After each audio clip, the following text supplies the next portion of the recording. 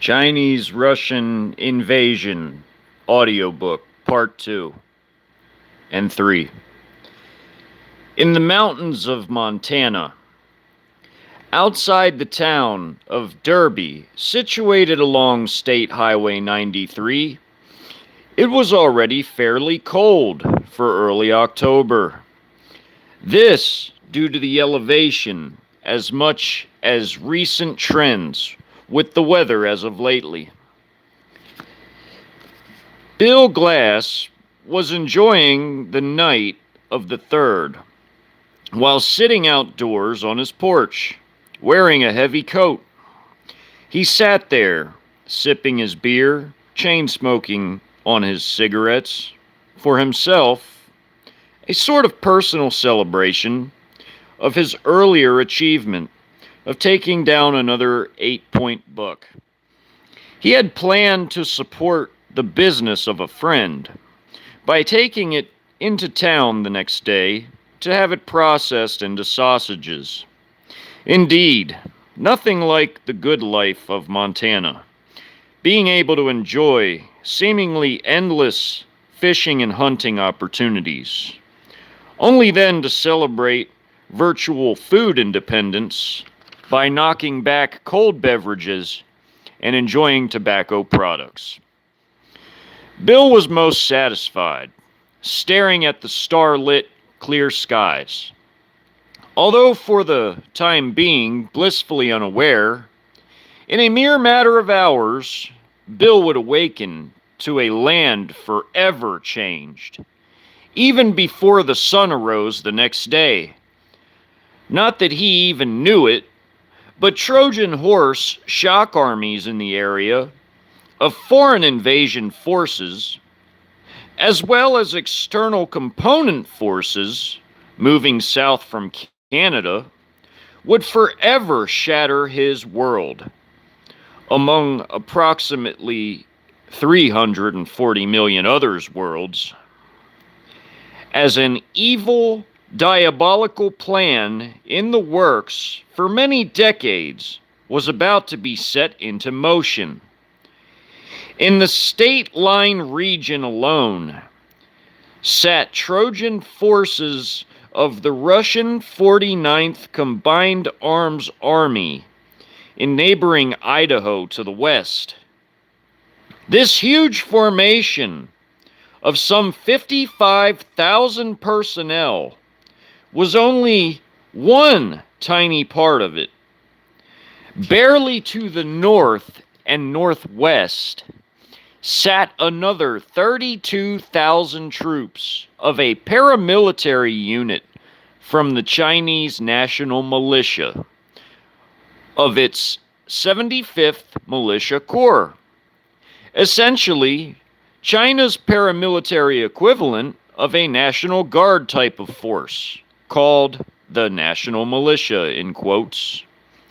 Further east, near Butte, sat the PLA 7th Group Army, another huge formation of some 50,000 troops, comparable to the 49th Combined Arms Army of Russia, as mentioned, and across the Canadian border, to the north, in just the western Montana sector, sat the vanguard of one of the many prongs of attacking external forces set to cross along not only the Canadian-USA border, but others crossing north from Mexico further south as well.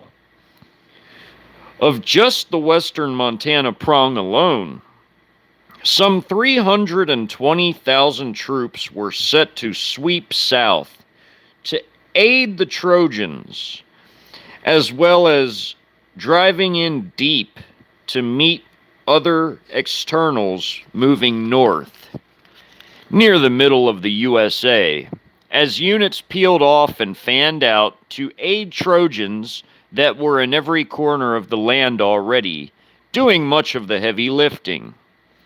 As the externals were merely a gigantic form of heavy-handed, iron-fisted reinforcements for the Trojans already there fighting.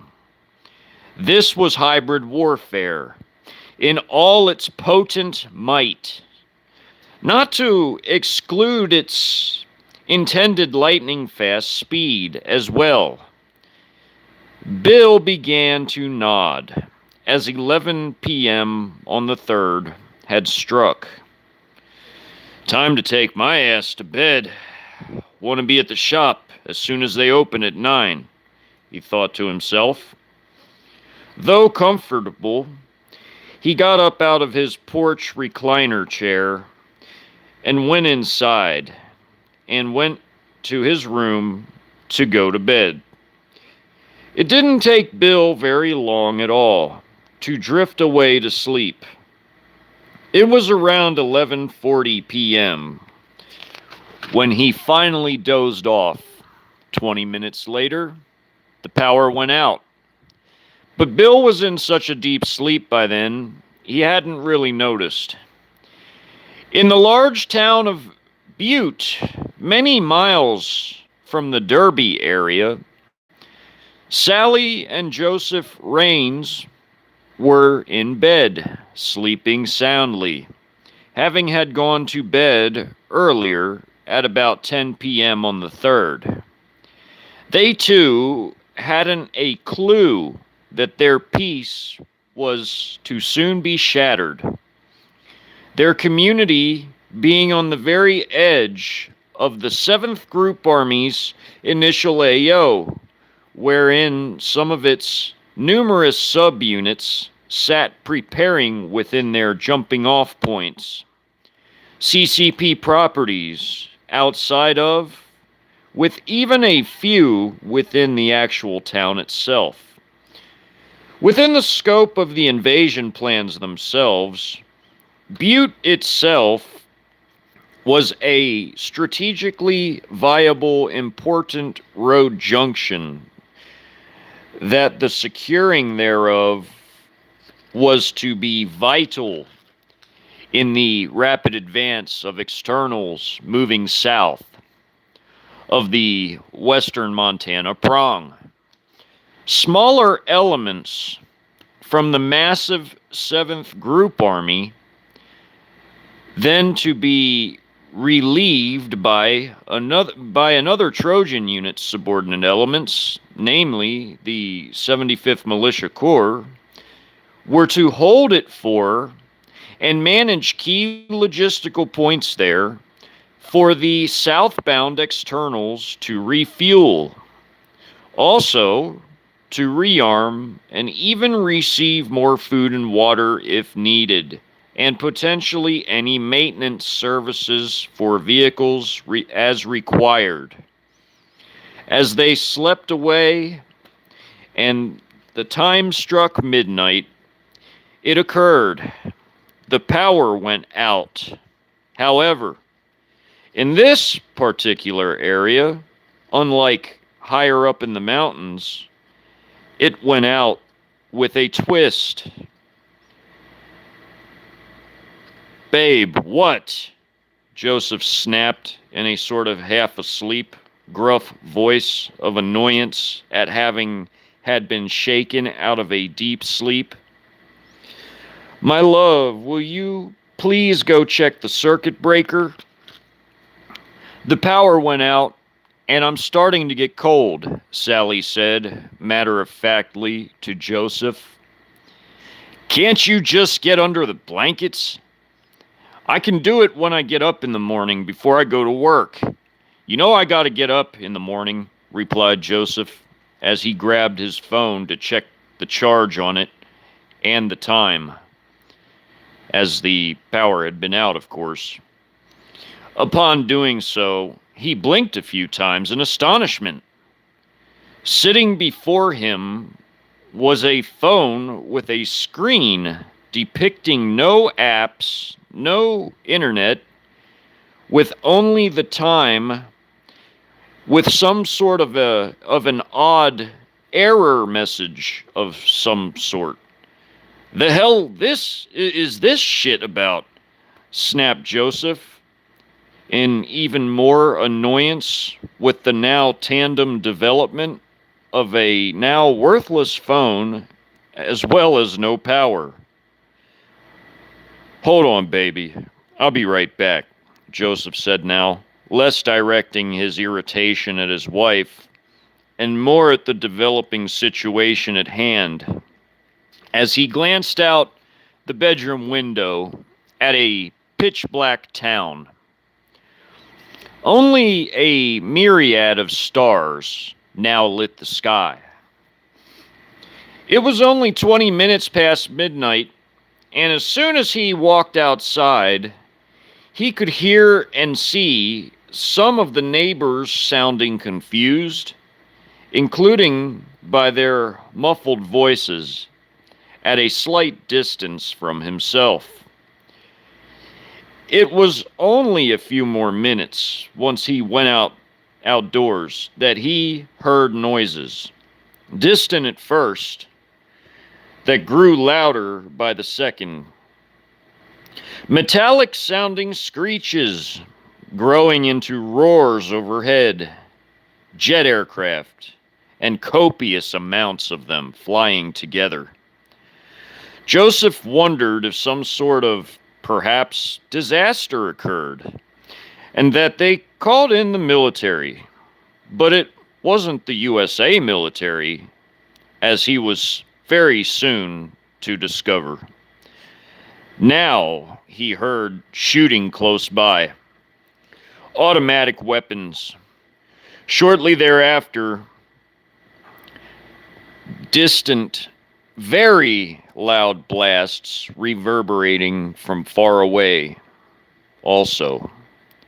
Somewhere maybe a mile or two away. Now panic set in amongst the neighbors.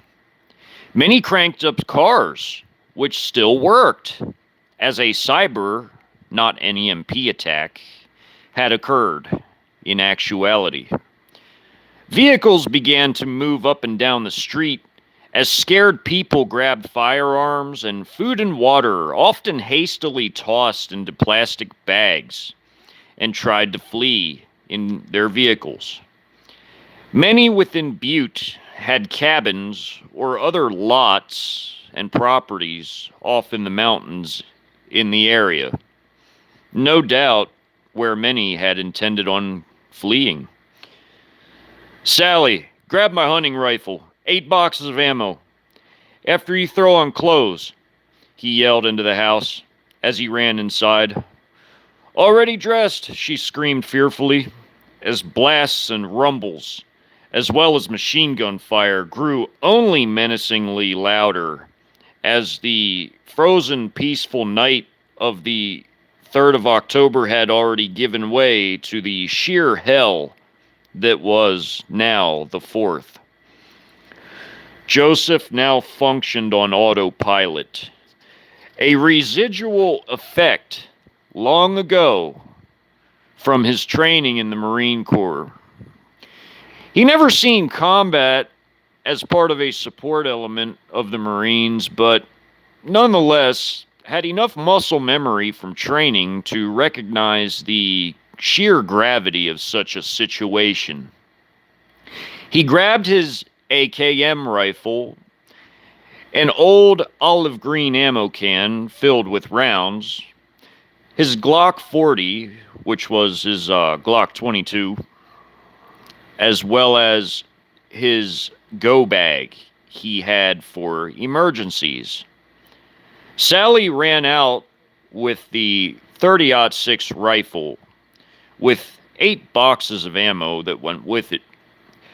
They ran outside and jumped into their truck and sped off into the night. No sooner had they left the neighborhood than did they see the first signs of what was befalling the land. Screeching of tires were heard throughout the town as people fled the machine gun fire, anti-tank rockets and missiles, mortar fire, and more beginning merely in just the first hour of the invasion.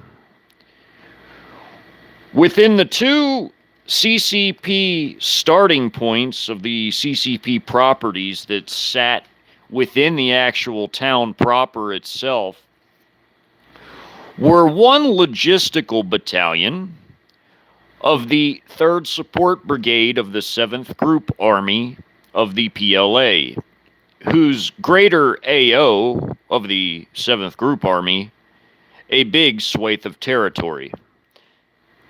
Also, upon the other one of the two within the town was that of a company of Cav Scouts. This smaller unit of recon troops comprising the Cav Scout company, which belonged to a larger reconnaissance battalion as part of one of the bigger parent units that comprise the overall 7th Group Army of the People's Liberation Army, were used to probe the town and perhaps even take it over entirely, if possible, before bigger units showed up. Although that wasn't necessarily to be part of the plan, just merely a bonus were it to occur. Other larger, more heavily armed elements had been pre-allocated to the capture of Butte, but the invasion was going extremely well, even only 1 hour in. Gunfire erupted everywhere now, as Joseph and Sally tried to flee town. Needless to say, Sally had been told to stay low beneath the windshield. She was hunched over, with only the lap part of the seatbelt over her waist to hold her to the seat. Rounds smacked into the windshield and into the seat where Sally could have been hit had she not been hunched over in her hunched position. One narrowly missed Joseph himself as he drove out of town, hitting a mere 2 inches above his right shoulder. These, of course, were not well-aimed shots, and more likely than not resulted from traveling through some of the crossfire now occurring within the town, occurring between the Chi-Coms and the reactionary civilians who attempted to fight back, who by now were being slaughtered in sizable numbers. Or it was from machine gun bursts, from machine guns firing from pre-positioned ambush points at the fleeing vehicles who were trying to leave the town. Both being highly likely, seeing that many had succumbed to it, as many shot up and wrecked vehicles lay along both sides of the road now. Some even having had caught fire from the tracer ammunition mixing with fumes from petrol in the gas tanks of the vehicles. The type of driving being conducted now by Joseph at the current moment wasn't unlike that which was conducted by private security details in modern war zones around the world. Only it was his own wife he was set out to protect, instead of a dignitary.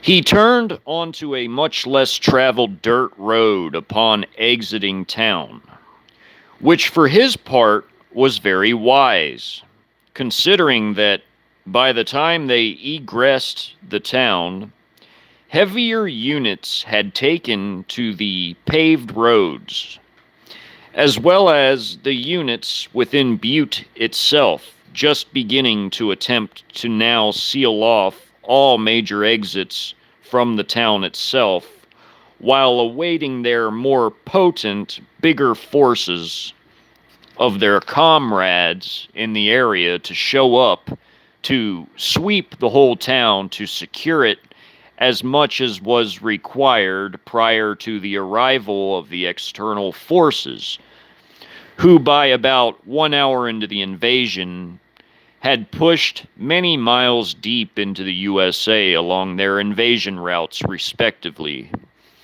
and thus were to be reaching Butte by sometime around 6 a.m. or perhaps maybe 7 a.m. at the absolute latest. "Sally, you can sit up now," said Joseph calmly, but in a grave tone. She, on the other hand, was a bedsheet white color in her face, all the color having had left her face due to her state of shock. Despite being on a poorly lit road via headlighting, instead it was opted by Joseph to turn them off entirely, relying only upon the light of the stars instead to guide him. For this, however, he had to drive agonizingly slower. He heard and seen and knew the extent of the air power by now. In fact, the noise continually was heard, even at this moment, deep in the woods, as the truck slowly meandered its way up the dirt path before turning onto a hunting trail, then shutting off the vehicle beneath the piney canopies to aid in disguising the signature of the truck from the air. Massive blasts were heard still. Many rocked the ground. Airdropped munitions and fired missiles, as well as artillery of all types, smashed anything they set out to destroy from all manner of platforms of all types, in a complete orgy of death and destruction, not only in the sparsely populated lands of Montana, but across the entirety of the land itself. Of course, by this point, Bill Glass, in his home in the mountains, had been shaken awake by the sounds of the constant airborne torrent of jets passing overhead, causing him to become perplexed at first, then deeply worried upon the realization that the grid was not working. Of course, to include the plane, or of course, to include the phone and the internet. Only for the relatively short time being was Bill comparatively safe, high in the mountains.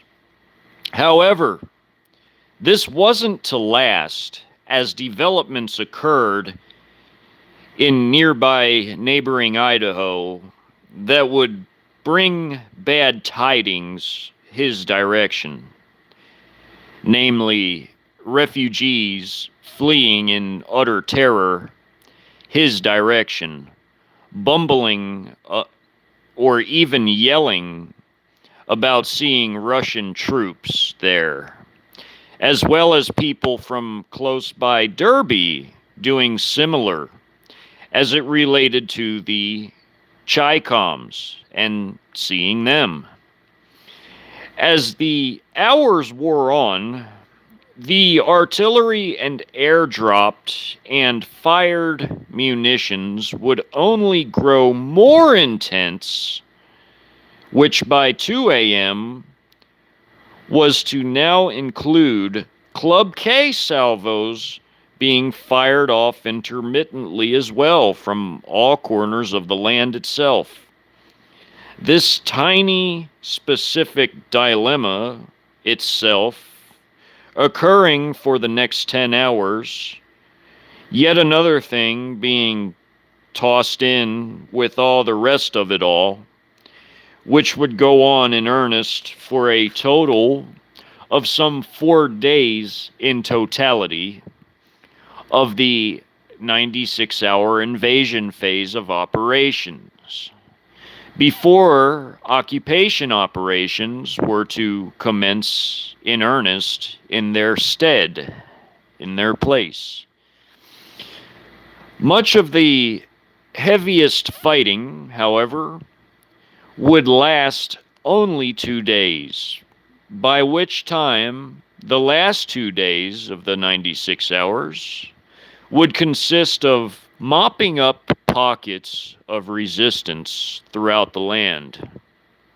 By 3 a.m., the first day, the death toll was already in the millions, only continuing to grow larger and larger each and every passing minute and each and every passing hour. Part 3. Outside of Detroit, by 3 a.m., massive Chi-Com invasion forces from 10 different group armies, as well as Allied forces adding to that as well, had crossed the borders 3 hours earlier, linking up with and moving beyond the Trojan forces already starting inside of Detroit as well as around it. Jacob and his family hid in a storm cellar in the backyard of their home in utter fear and horror at their situation. Air raids from strategic bombers, as well as ground attack strikes from tactical fighter bombers, combined with cannon and rocket artillery, having had been immense. They lived in a suburb of southern Detroit, or rather, southeast Detroit, beyond its city limits, and were awakened immediately from all the noises of war happening exactly the literal moment that the grid and comms went down. Being so near to Canada and in a major city's periphery caused them to experience the horrors of the invasion even before many others did elsewhere.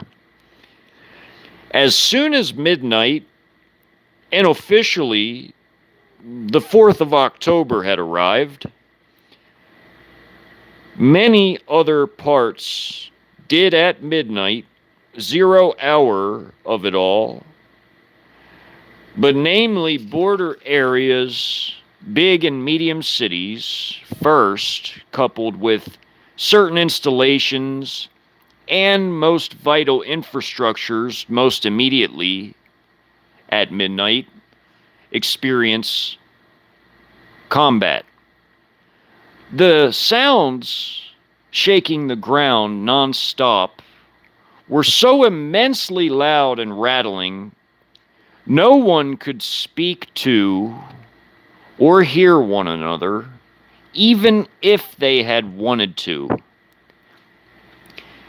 Even the candles wouldn't stay lit, due as much to the shaking and quaking ground, as also by now the low oxygen content in the cellar air, in the air of the cellar. Minutes passed, each passing like an eternity, as their hearts raced from the paralyzing anxiety of it all. Now, gunfire was heard, coming from close by, as it wasn't entirely drowned out by the complete cacophony of blasts, like a total symphony orchestra of hell itself happening above ground. Yelling now, heard amid the shooting and blasts. People were close, and so was some of the fighting. Jacob felt completely worthless as a man in a situation such as this. All he had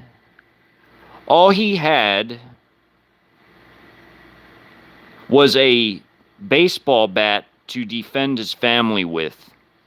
When it came right on down to it, what was he to ever hope to do with that? Especially against foreign troops wearing helmets with armor and guns, working in teams. He sat there, staring off towards the ground in the pitch-dark cellar, seemingly awaiting the inevitable.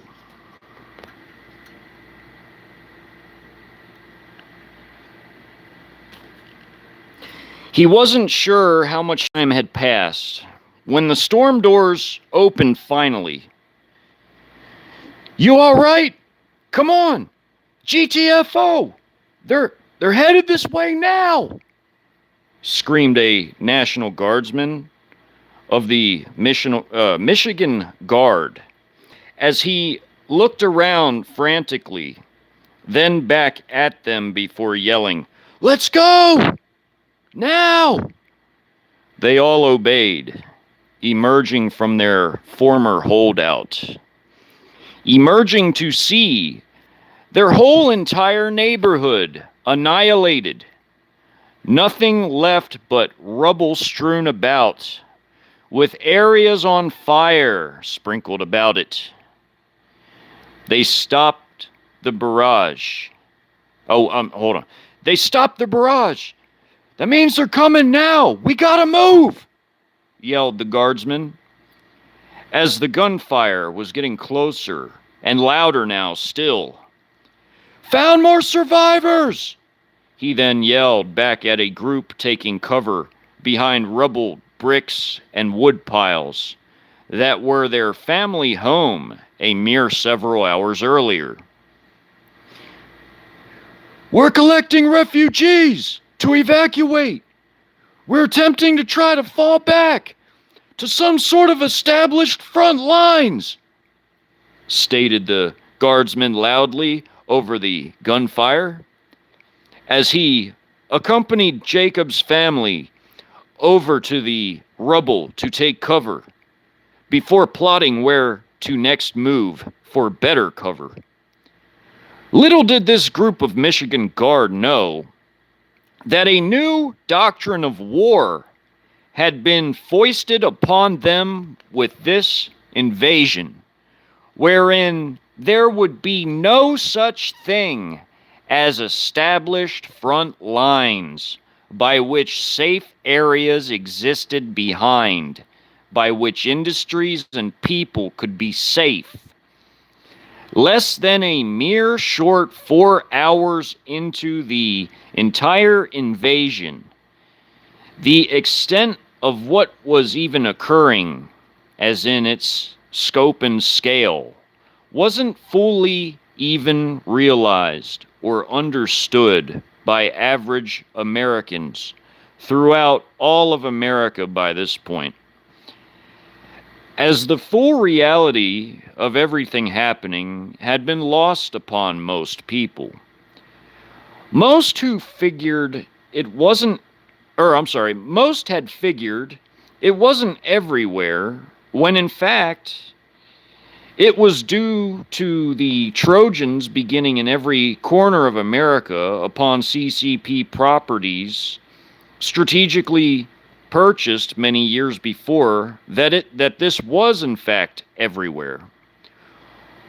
Although Ann Arbor, the city, situated due west of Detroit proper, was actually not in the direct path of most of the externals moving south. Some units did go that way to pass through to other areas. I said southeast earlier, you guys. I meant to say southwest earlier. Just a footnote. Okay, here we go. Continuing. Other areas and route ultimately down into Indiana and Kentucky, as well as Trojan units already there inside Ann Arbor and around it, taking control of it, which was what was being experienced in that exact moment, just as externals were nearing the city to bypass it, as the Trojans allocated to the specific area were large and potent enough to easily handle matters on their own without the help of the external forces. Two People's Armed Police light armored brigades and a North Korean mechanized infantry brigade of the 1st Corps of the Korean People's Army were the Trojan forces in the city itself. Their artillery support coming mostly from People's Liberation Army artillery batteries scattered about on CCP properties several miles away from the city of Ann Arbor itself. The Michigan National Guard forces in the area were drastically outnumbered and outmatched on every level, as many were only armed with small arms that they were barely able to sign out of their armories before those had totally been annihilated in multiple different ways. In fact, though mobilization had already been in effect due to the international tensions and Sino-Russian naval drills off of both coasts, by and large, most Guard, and also even the reserves as well, largely only met 40% on average in terms of mobilization, meaning some places had higher mobilization throughout the nation, while some had far less, averaging out to some 40%. Naturally, much of Michigan's Guard forces, as a result, were thus ill prepared when the hammer blow struck. Jacob and his family followed closely behind the Guardsmen, bolting when they bolted, from rubble pile to rubble pile, and stopping any time that the troops stopped, along with them, as if their lives depended on it, because they did. The clanking and the squeaking of armored vehicles, an unmistakable sound, could be now heard coming ever closer,